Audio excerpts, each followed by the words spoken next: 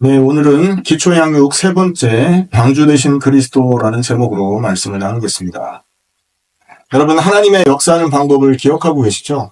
하나님은 귀신처럼 아무 때나 자기 마음대로 나타나서 역사하시는 분이 아니고, 또 사람들처럼 자기 상황이 맞거나 자기 뜻에 따라서 하시는 분이라기보다는 하나님은 말씀대로 일하시는 특징을 갖고 계심을 기억해야 됩니다. 말씀대로 일하십니다. 이스라엘 백성을 가나안을 보낸 것도 홍해도 가르시고 광야에 만나 메추라기를 일으켜서 기적을 일으켜서 이끄신 것도 사실은 말씀을 주셨기 때문에 그 말씀을 이루기 위해서 그 일을 하신 거예요.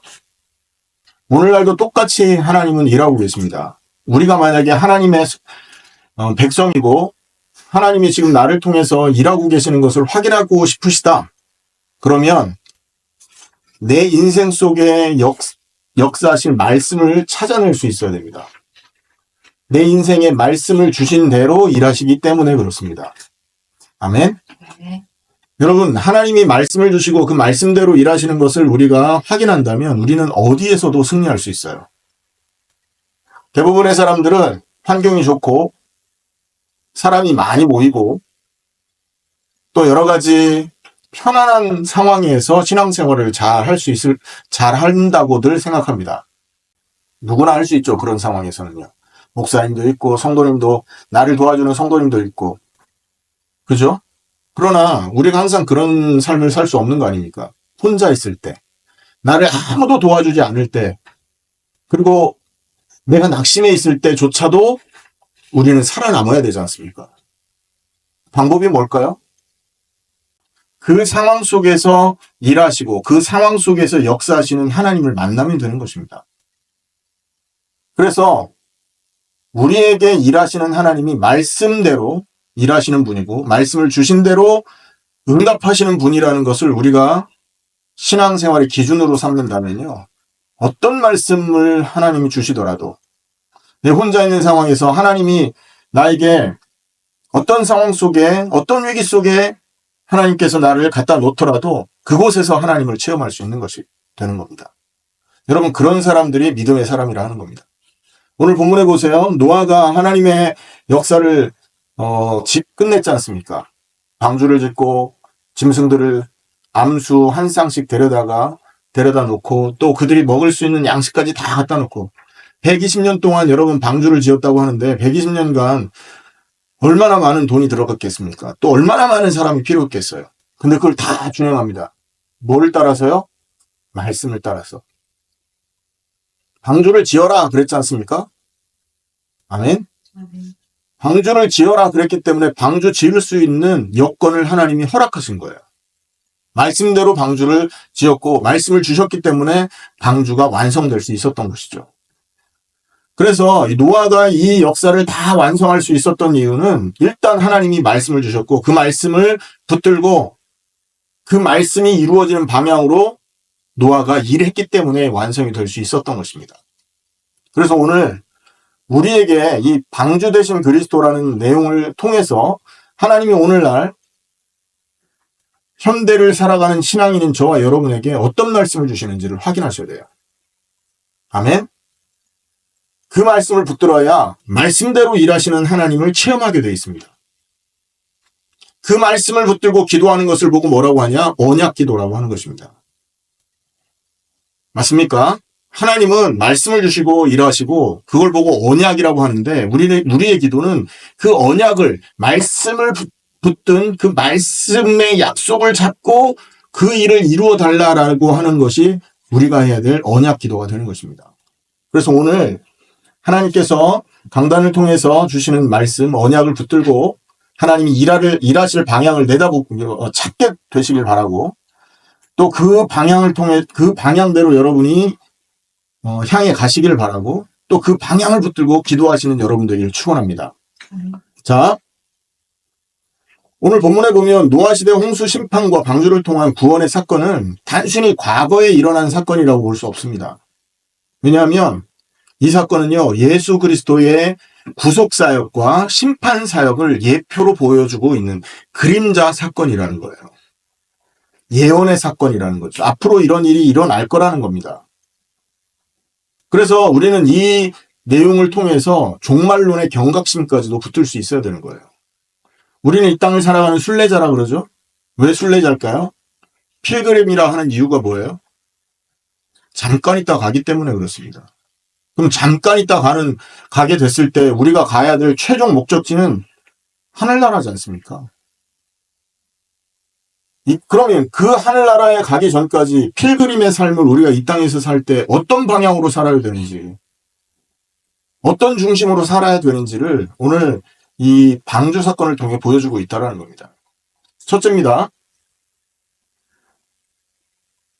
그 근거, 마지막 때 그 심판을 하나님이 일깨워주기 위한 사건이다라는 게 어디 나오냐면 누가복음 17장에 나옵니다.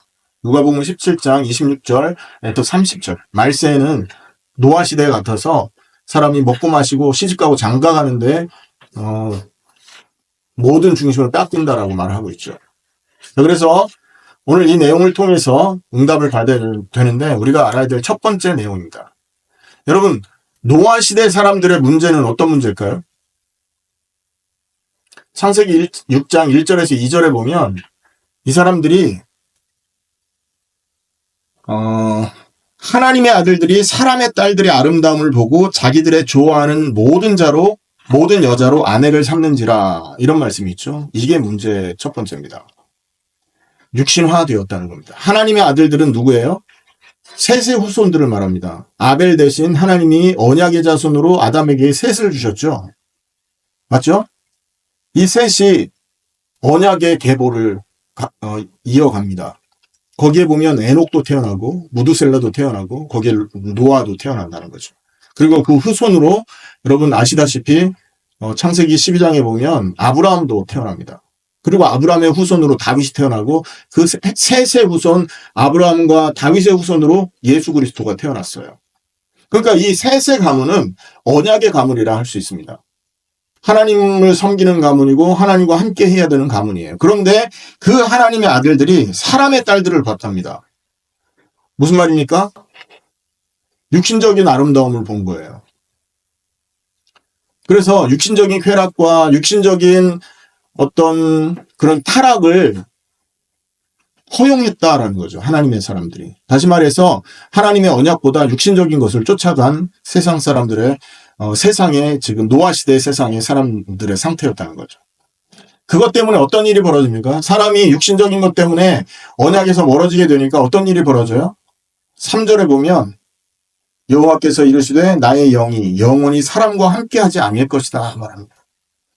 언약을 놓치고 세상을 향하고 우리가 옛사람의 모습 그 안에서 하나님 아닌 나를 하나님으로 섬기는 그 상태에서는 하나님이 함께하지 못하는 것입니다. 맞습니까? 죄악 가운데 있고 나를 하나님으로 섬기는 그 우상 숭배 속에는 하나님이 함께하지 않는다고요. 그래서 육신적으로 사람들이 또 우상을 향해서 언약보다 다른 걸 쫓는 우상 숭배에 빠지니까 하나님이 함께하지 않는 단절이 벌어졌다라는 거죠. 그리고 세 번째는요. 6장 4절에 또 문제가 나오는데 네피림이 등장을 합니다. 사람의 딸들과 하나님의 아들들이 결혼해서 낳은 자녀 네피림. 이 네피림이라는 말은요. 명사형 단어입니다. 명사형 단어. 히브리 말로 나팔이라는 단어가 있는데 나팔이라는 이거는 떨어지다라는 동사거든요. 근데 그 떨어지다라는 동사의 명사형이 네피림입니다. 그러니까 한국말로 말하면 떨어짐, 타락 이게 되는 거죠. 하나님의 아들들이 사람의 딸들과 결혼하면서 타락한 자녀들이 태어났다. 이해되십니까? 하나님의 언약과 상관없는 사람들이 자꾸 번성하기 시작했던 거예요. 그러니까 이 사람들은 어떻게 돼요? 타락한 자들. 또 성경에 보면 영적으로 떨어진 존재가 있죠. 하늘에서 떨어진 존재가 누굽니까? 사탄이 떨어졌단 말이에요. 원래 하나님을 섬기던 천사였는데 마음에 교만함을 품고 하나님을 대적해서 하늘에서 쫓겨난 존재가 그 사탄이지 않습니까? 그러니까 보세요. 하나님의 아들들이 자녀를 낳아서 타락한 자녀를 낳았는데 그 타락한 자녀에게 사탄이 역사한 거예요. 그래서 하나님과 상관없는 후손들이 가득 차게 된 거죠. 사단의 역사를 심부름하는, 사단의 일을 돕는 하나님과 상관없는 사람들이 온 땅에 가득 차게 된 겁니다. 그렇게 되니까 어떻게 됩니까? 6절, 7절에 보면 5절부터 보세요. 여호와께서 사람의 죄악이 세상에 가득함과 그의 마음으로 하는 모든 계획이, 생각하는 모든 계획이 항상 악할 뿐임을 보시고. 자, 하나님과 상관없는 사람이 가득 차게 됩니다. 이 땅에. 그러니까 이 사람들의 생각이, 이 사람들의 죄악이 세상에 가득 차게 되는 거예요.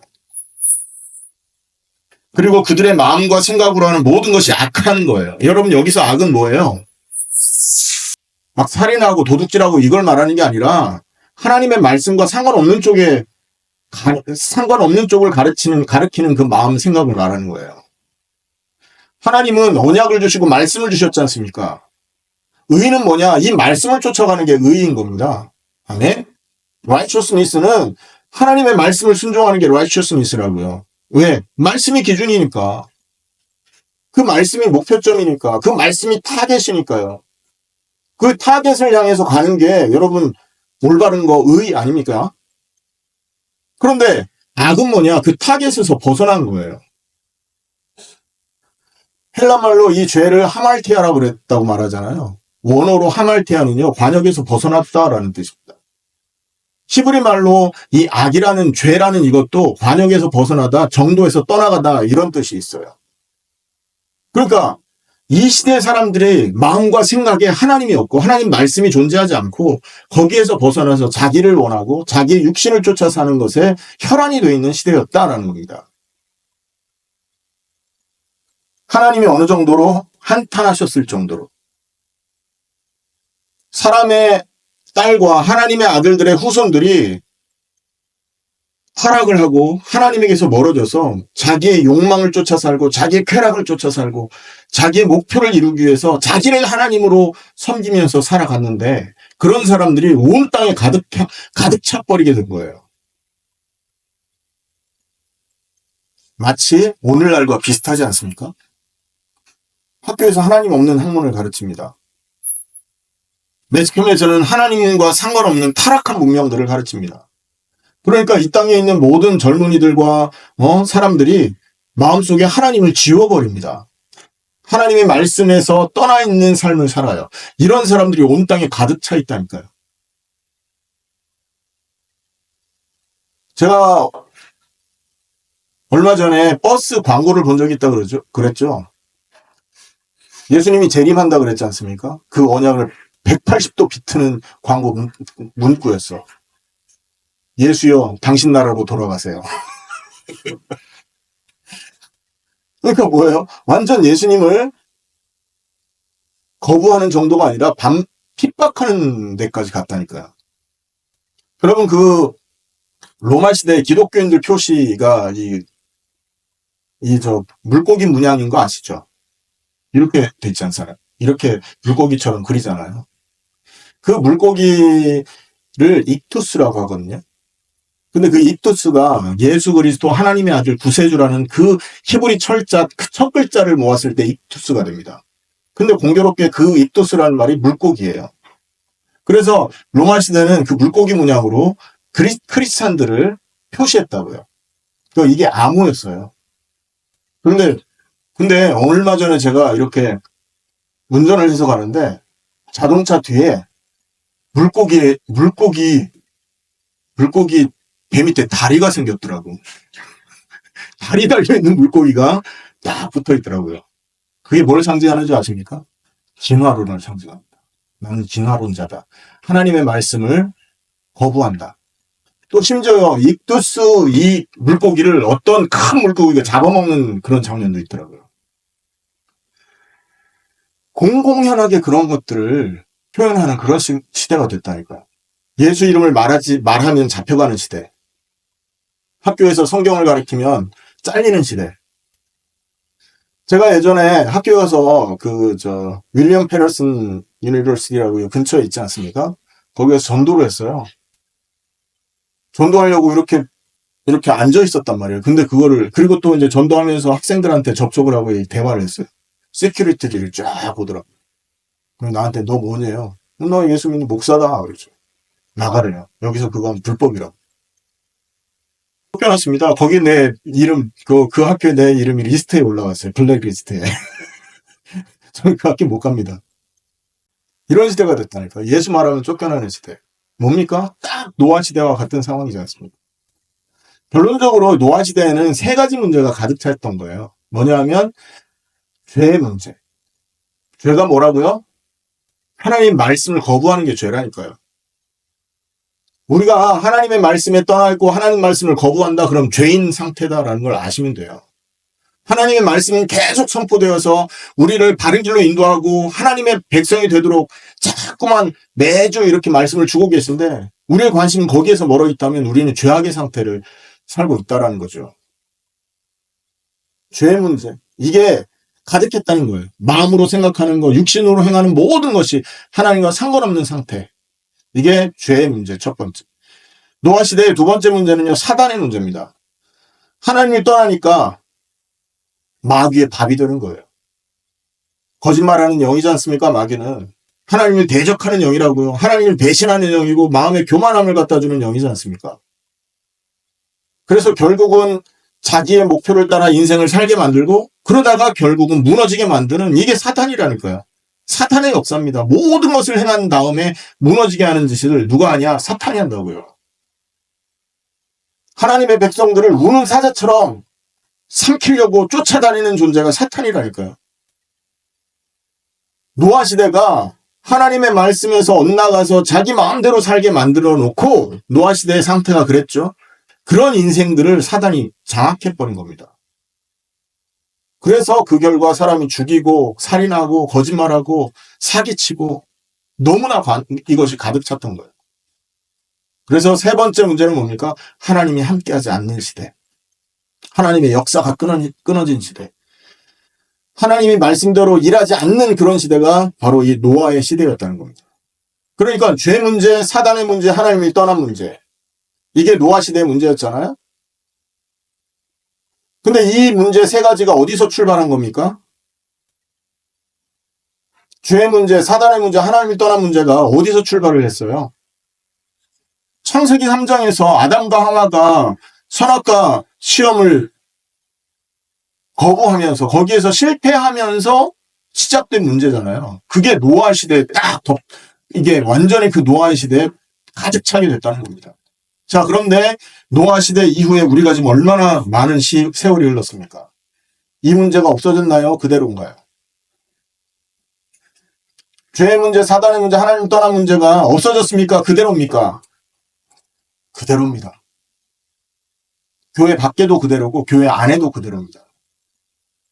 교회 안에서 자기의 목적을 따라서 자기 목적을 이루기 위해서 예수님의 이름으로 기도하고 자기가 복받기 위해서 자기가 인생을 편하게 살고 싶어서 하나님의 이름을 활용하고 하나님의 수단이 되어버린 거예요. 방법이 된 겁니다. 하나님의 목표 지정이 되어야 되잖아요. 인간은 하나님의 영광을 위해서 지음받았단 말이에요. 맞죠?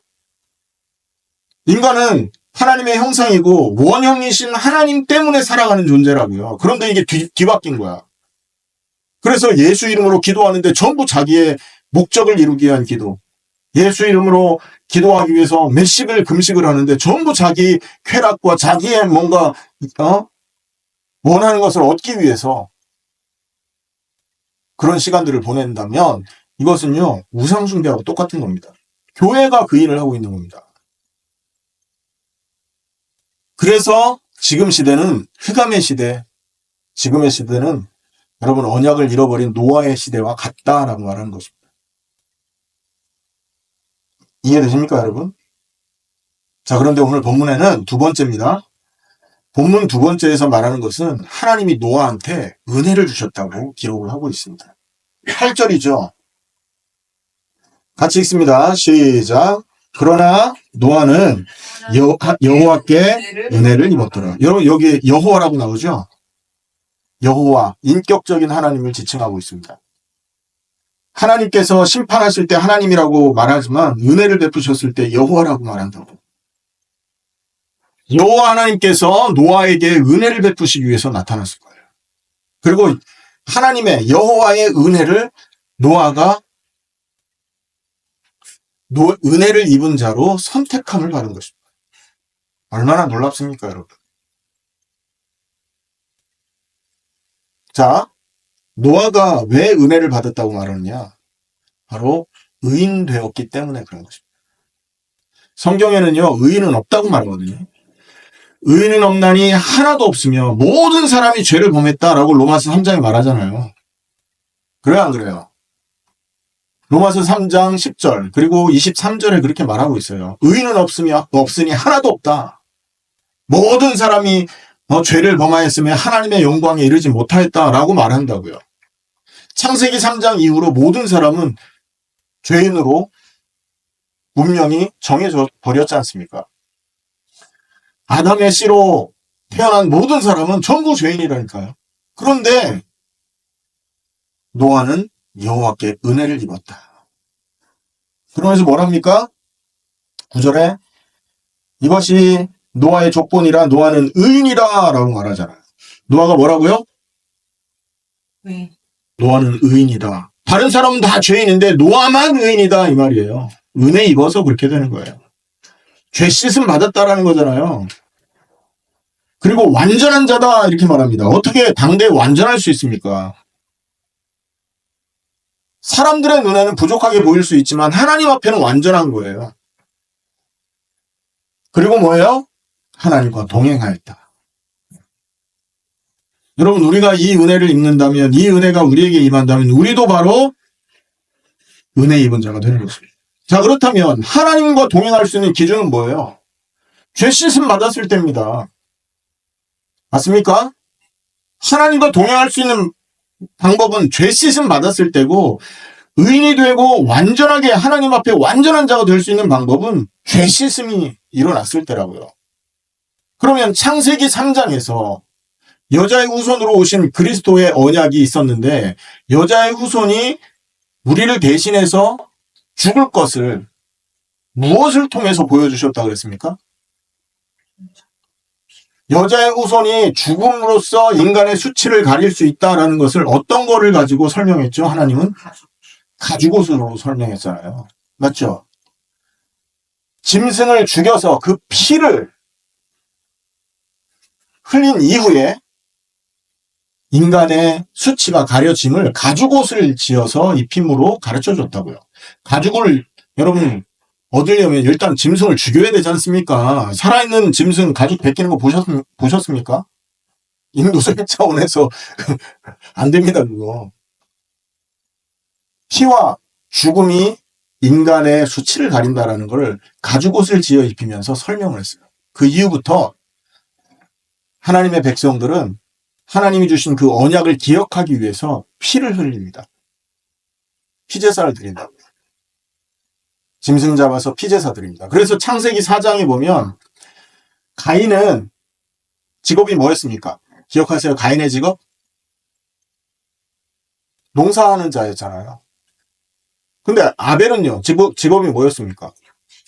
양치는 자였어요. 근데 보세요.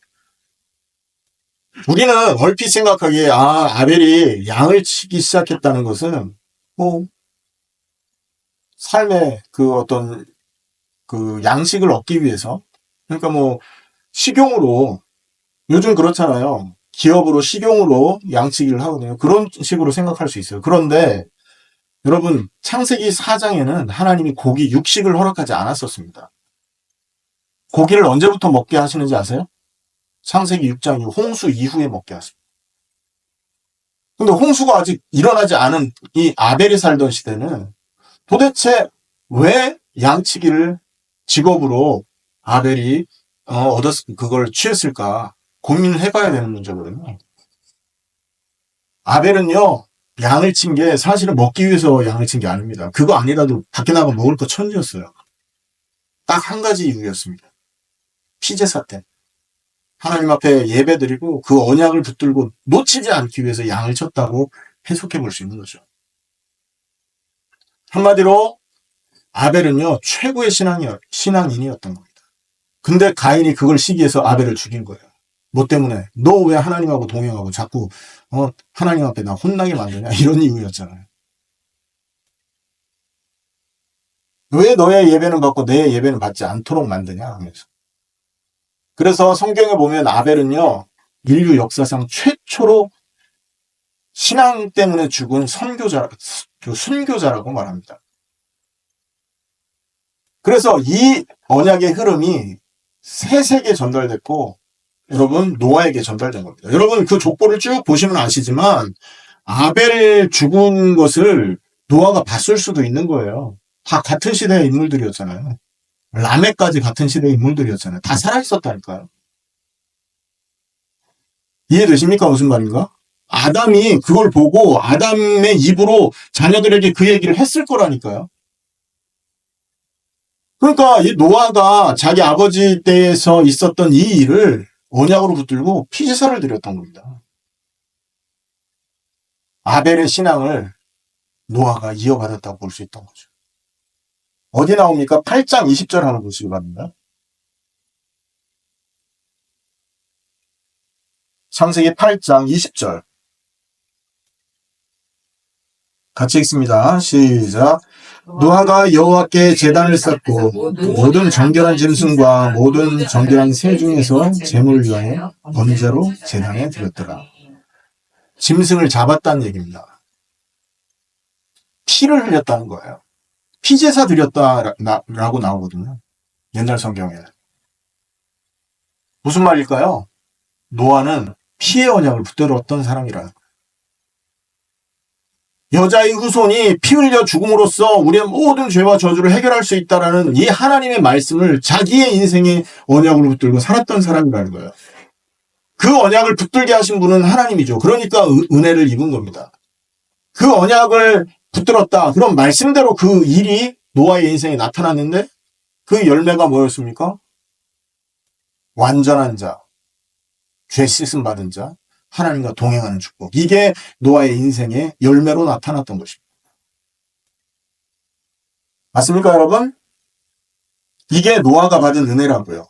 노아는 은혜 입은 자로서 의인이었고 완전한 자였고 하나님과 동행하는 축복을 얻었습니다. 그 이유는 여자의 후손이 죽을 것을 내다보면서 피제사를 드렸기 때문입니다.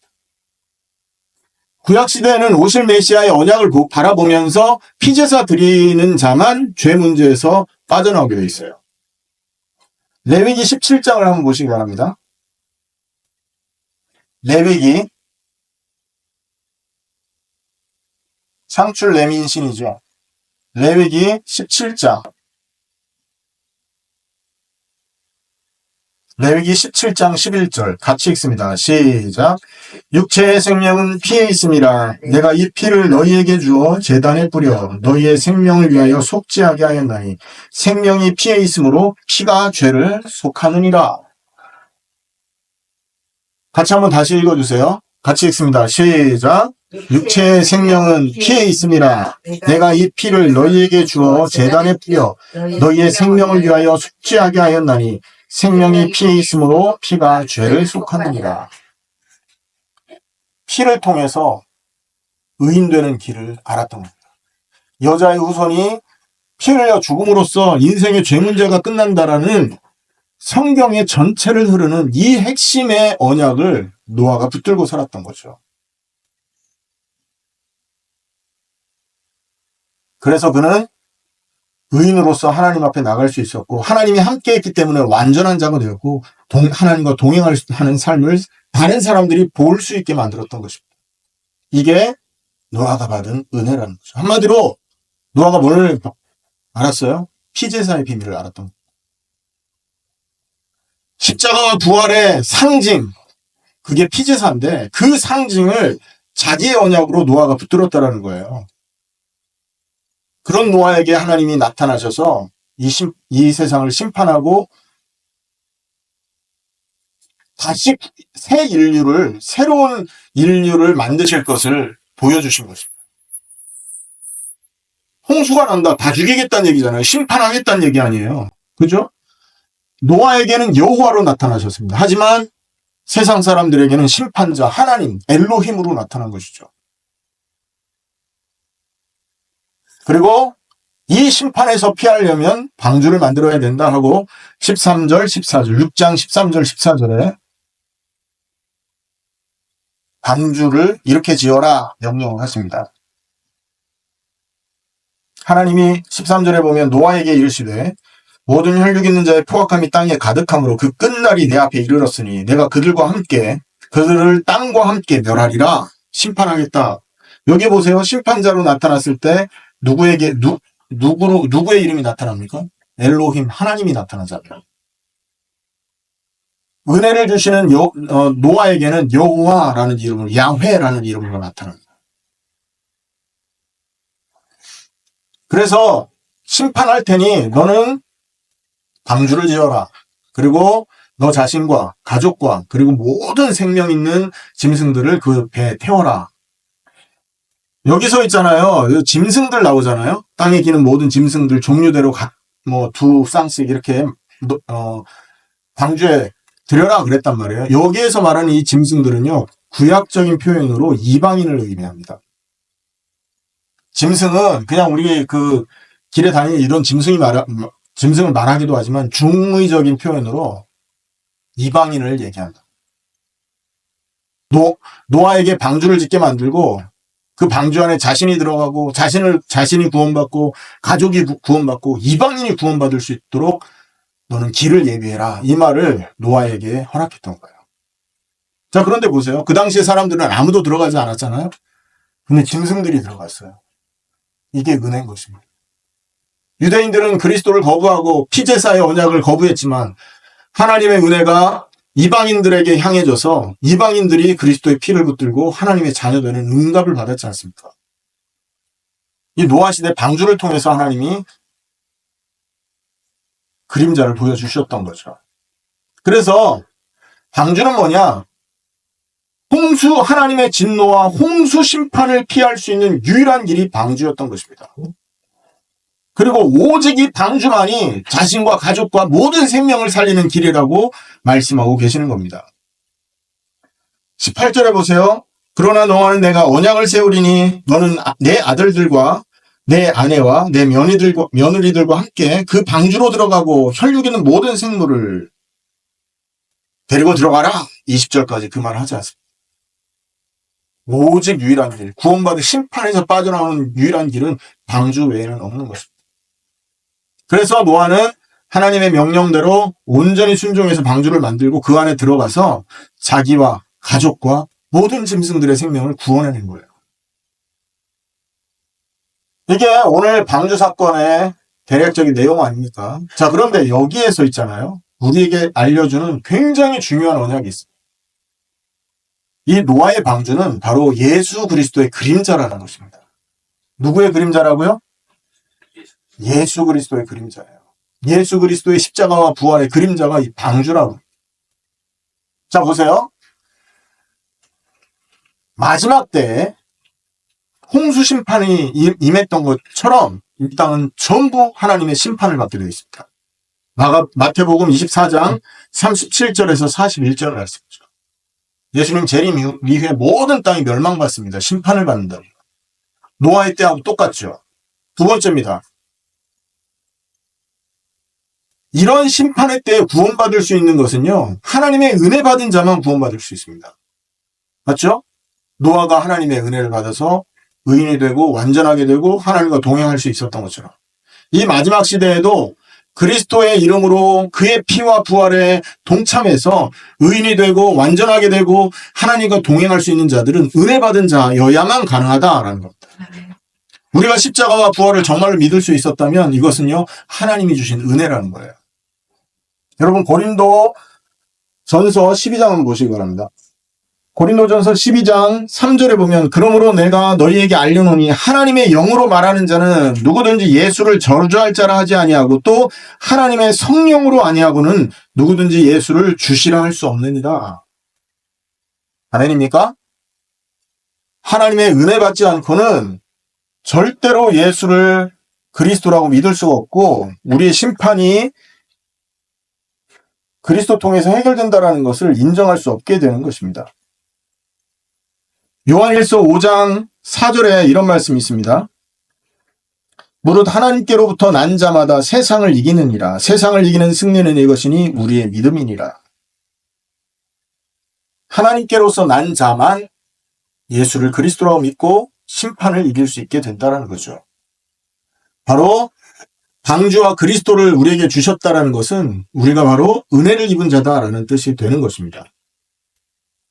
자, 방주를 만들 때 하나님이 뭘로 만들으라고 그랬어요? 뭘로? 쇠로 만듭니까? 돌로 만듭니까? 방주. 나무로 만들었죠. 고페르나무. 잣나무인데 가장 단단한 나무라고 합니다. 자, 그런데 방주를 나무로 만들었잖아요. 구원의 길이 십자가에서 완성됐습니다. 십자가가 돌입니까? 쇠입니까? 나무입니까? 그리스도가 나무에 달리잖아요. 나무를 통해서 구원의 길이 열린다는 것이죠. 그리고요, 네 번째, 방주 안에서 구원받은 자들과 짐승이 거할 룸, 처소라는 걸 룸스를 말하는데요. 이 룸이 만들어졌다는 거, 구원의 처소가 있다고 했지 않습니까? 요한복음 14장 2절에 보면 뭐라고 그래요? 내가 너희 처소를 예비하러 간다. 룸을 예비하러 간다 그러잖아요. 그리고 아버지의 집에 거할 곳이 많다 하셨는데 거기에서도 룸스라고 합니다. 거기에 우리가 거할 처소들이 있다는 거죠. 이게 방주가 그리스도를 말하고자 하는 예표요 그림자라는 뜻인 것을 기억해야 됩니다. 자, 그리고 다섯 번째는요, 하나님께서 노아를 방주 안으로 불러들였잖아요. 그죠? 방주 안에 와라 그랬단 말이에요. 근데 마태복음 11장 28절에도 뭐라고 합니까? 뭐라고 말씀하셔요? 수고하고 무거운 짐진 자들아 다 내게로 오라 내가 너희를 쉬게 하리라 말씀하십니다. 하나님이 부르시는 게 똑같은 겁니다. 노아를 부르셔서 방주로 들이시는 거하고 예수 안으로 부르셔서 우리를 쉬게 만드는 게, 구원받게 만드는 게 똑같다는 얘기죠. 여섯 번째, 방주로 들어가는 문이 하나였잖아요. 하나님을 만나는 길도 양의 문이신 그리스도 예수 외에는 없는 것입니다. 요한복음 10장 9절이죠. 예수님은 양의 문입니다. 꼴을 얻기 위해서 하나님의 양들이 그 문으로 들어가고 나가고 쉼을 얻고 힘을 얻게 되는 거죠. 그런데 이 문이 늘 열려있지 않다는 거예요. 이 문이 언젠가는 닫히게 되는데 그 문이 닫혔을 때는 그 어떤 누구도 열 수 없게 되는 문인 거예요.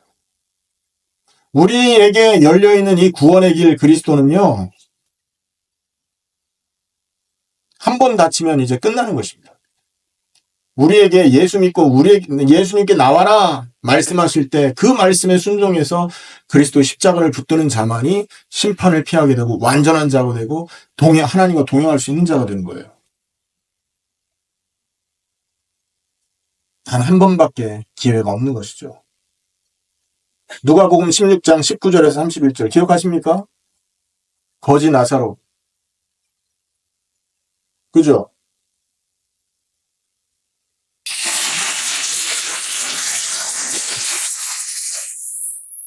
부자가 지옥 간 후에 저 나사로의 손을 통해서 나에게 그 물 한 모금만 좀 찍어달라고 했을 때 아브라함이 뭐라고 말합니까? 너와 우리 사이는 큰 구렁이라고 하는데 공간이 있어서 네가 오지도 못하고 우리가 가지도 못한다. 그러니까 부자가 뭐랍니까? 그러면 저 나사로를 살려보내서 그 내 친구와 친척들에게 지옥 오지 않도록 좀 부탁을 해주세요. 그랬더니 아브라함 뭐라고 말합니까? 모세와 선지자들이 있으니까 그들에게 들으라 그랬다고요. 모세와 선지자들은 성경을 말합니다. 모세오경과 선지서, 역사서를 말한다고요. 그래서 이 방주의 문은 한 번 닫힌 후에는 구원의 기회가 없었던 것처럼 이 땅에 살아있는 동안 구원받아야 되는 거죠. 죽은 이후에는 끝나는 거죠. 그리고 여덟 번째, 방주 안에 들어간 사람과 정결한 짐승뿐 아니라 부정한 짐승까지도 모두 생명을 얻었잖아요. 맞죠? 6장 23절. 아닙니다. 그래서 6장 23절이 아니라 방주에 들어간 사람과 방주 안에 들어간 사람 존재들은 사람, 정결한 짐승, 그 다음에 부정한 짐승도 들어갈 수 있었어요. 그 말은 무슨 말입니까? 그리스도 안에 있는 자는 지금 상태가 어떠하든지 그분의 십자가와 부활을 통해서 영원한 생명 얻을 자격이 있다라는 것이에요. 올바르고 똑똑한 자만 구원받는 길이 아니고 천하고 손가락질 받고 어리석은 자도 구원받을 길이 있다라는 거예요. 그 그리스도에게 우리는 나아가야 될 줄 믿습니다. 요한 1서 5장 11절 12절에 이런 말씀 있죠. 또 증거는 이것이니 하나님이 우리에게 영생을 주신 것과 이 생명이 그의 아들 안에 있는 그것이니라. 아들이 있는 자에게는 생명이 있고 하나님의 아들이 없는 자에게는 생명이 없느니라. 아멘. 요즘에 동성애에 대해서 말이 많더라고요. 어떤 교단에는 동성애를 합법으로 여기고 반대하는 교회 목사들을 쫓아내는 그런 데도 있더라고요. 근데 여러분, 동성애는 그렇게 해석하면 안 됩니다. 동성애는 병이에요. 영적인 병. 그들이 복음을 들어야 됩니다. 판단해서 옳다 그러다 해서 잘라버리면 그들은 복음을 전해 들을 길이 없어지는 거거든요. 판단하지 말고 복음 전하시면 됩니다. 그들이 생명을 얻게 되면요, 하나님이 바꾸실 수 있는 거라니까요. 자, 그래서 누구든지 그리스도 안에 있으면 생명을 얻는다. 그리고 9번째로, 이 은혜를 받은 노아가 방주를 짓는 축복을 얻었습니다. 방주는 교회를 상징하기도 하잖아요. 맞습니까? 마태복음 16장 16절에서 19절을 보면 내가 이 반석 위에 교회 세운다 그랬다니까요. 예수를 그리스도로 믿고 십자가와 부활에 함께 죽고 함께 부활한 자는요, 교회와 생명을 살릴 수 있는 길이 열리는 겁니다. 여러분, 교회 세우는데 얼마나 큰 경제가 필요한지 아시죠? 당장 여러분, 우리가 교회 렌트하고 얻으려고 해도 거기 렌트비 장난 아닙니다. 교회를 세운다고 생각해 보세요. 건물을 짓는다고 생각해 보세요. 그런데 있잖아요.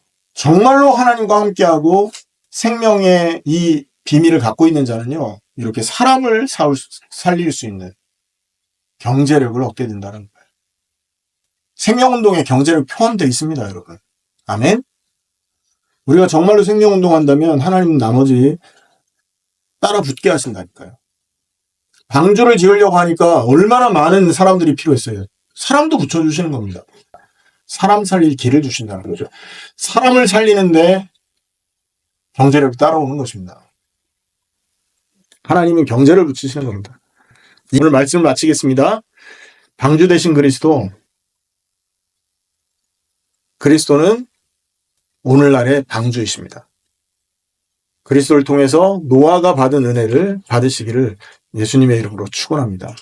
오늘 이 말씀 안에서 역사하실 하나님의 언약을 찾아내시길 바랍니다. 이번 주에 하나님이 어떤 말씀을 성취하시고 응답 주시려고, 이번 주에 하나님이 어떤 말씀대로 나에게 임하시기 위해서 이 말씀을 주셨을까?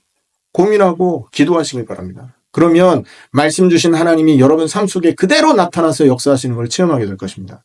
꼭 응답 누리시기를 예수님의 이름으로 축원합니다.